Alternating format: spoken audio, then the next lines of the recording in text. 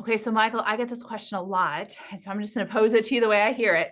Is for people, so many externs have said, okay, we hear about these jobs, we see the data that we have this talent shortage, all these issues in this field. Why can't I find them? I'm the talent looking for these jobs. Where should people be going? Like, what is your thought on kind of that disconnect that we hear from so many candidates?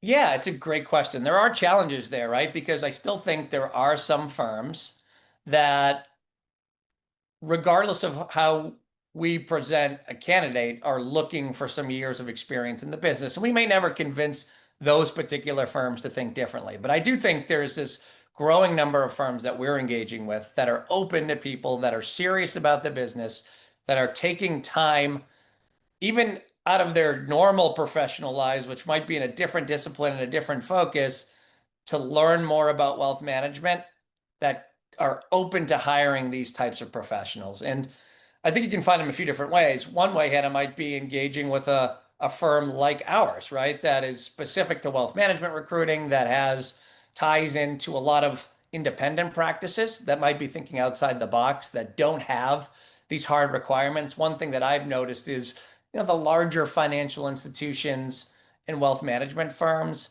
might be a little less flexible from the top down in terms of experience and hard requirements, which is not uncommon in corporate America, where maybe more independent financial institutions like RIAs or hybrid RIAs or IBD teams are open to thinking outside the box a little bit. So firms like ours might be able to help. I also encourage, prospective wealth management professionals to take a look at firms that are doing a lot of active hiring and try to engage with those firms in the best ways they can. So follow them on social media, look at some of the hiring managers and decision makers, talk to them, outreach to them, explain to them what they're looking for in their next wealth management firm and the work they're doing to grow as a wealth management professional, and see if there can be some level of engagement. Even if they're not actively hiring today, they might be.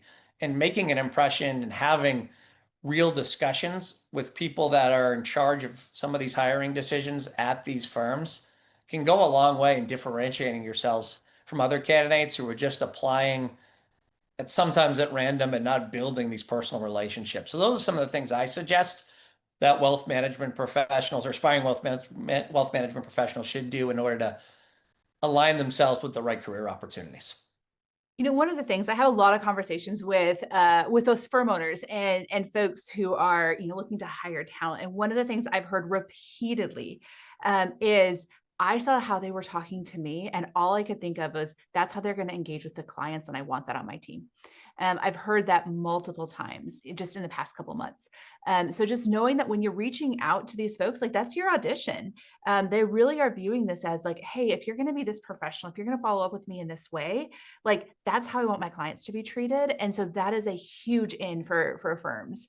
And I think it's just something that can oftentimes be overlooked on this. But again, it's the conversations I'm having. I've heard it repeatedly that they're having that perspective.